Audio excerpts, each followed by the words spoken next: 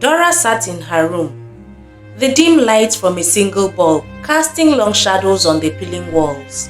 Her mother's words played on repeat in her mind. Do what you can to bring us money. She couldn't believe what she had heard. The disappointment she expected never came. Instead, there was an unsettling acceptance.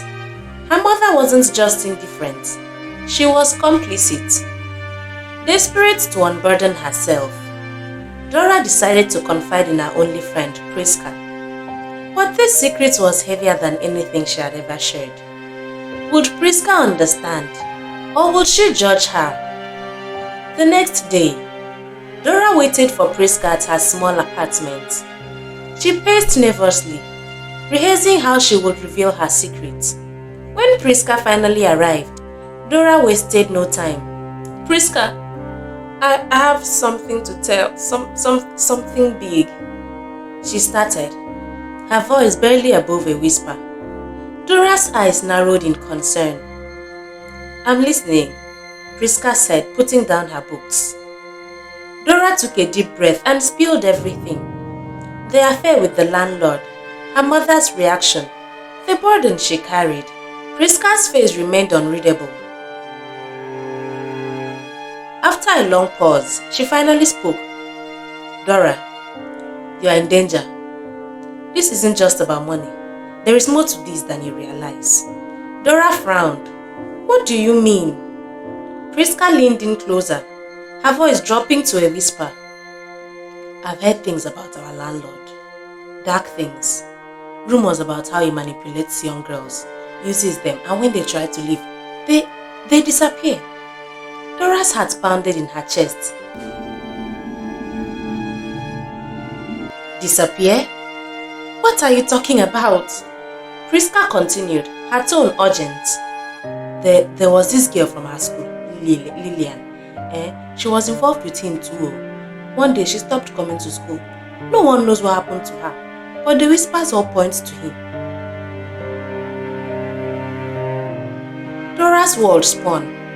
She had to get out, to break free from the landlord's grip. But how? Her mind raced with possibilities, each more terrifying than the last. That night, Dora couldn't sleep. The shadows in her room seemed darker, more menacing. Every creak of the floorboards made her jump.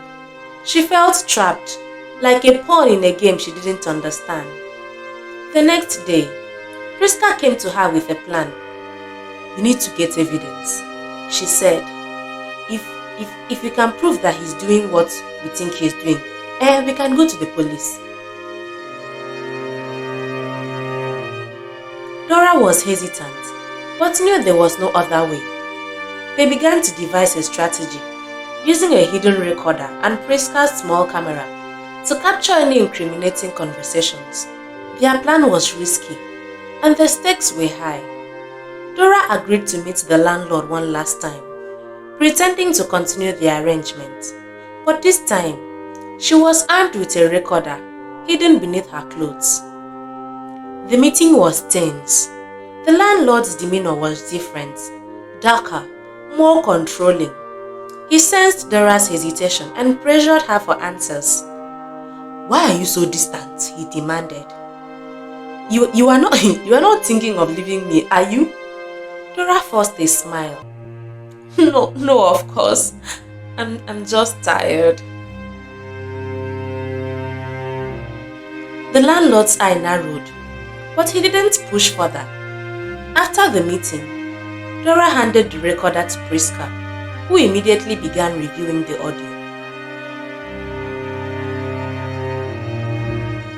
The next few days were a whirlwind of fear and anticipation. Priska managed to capture enough evidence of the landlord's coercive behavior and threats. They decided it was time to involve the authorities. However, just as they were about to take the evidence to the police, something unexpected happened.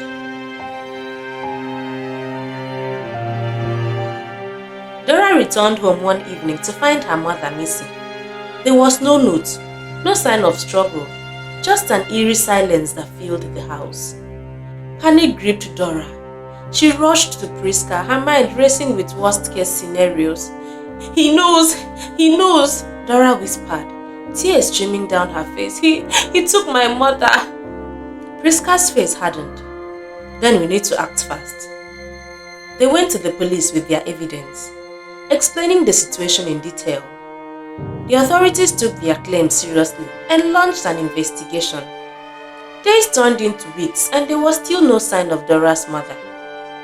Then one night, Dora received a call. It was the landlord. His voice was calm, almost taunting.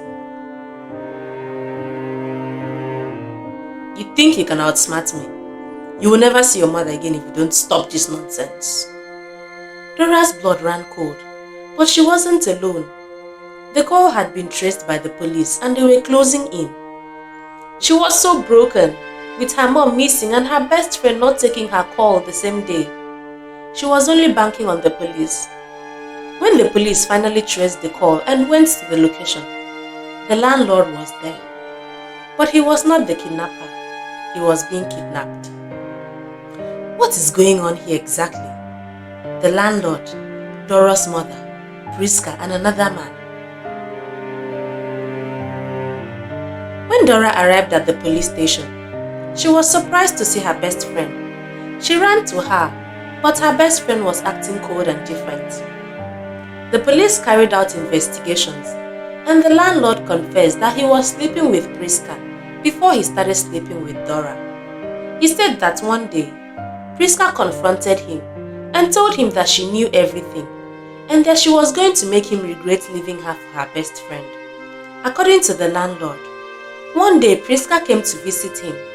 She apologized for all the things she had said. She came with some foodstuff and pleaded with him to allow her to prepare an apology meal. After eating, he started feeling dizzy, and that was all he remembered. The next day, he saw himself in a building, far away from help. With him too was Dora's mother. And then Priska came out and started threatening to kill me if I didn't call you and threaten you.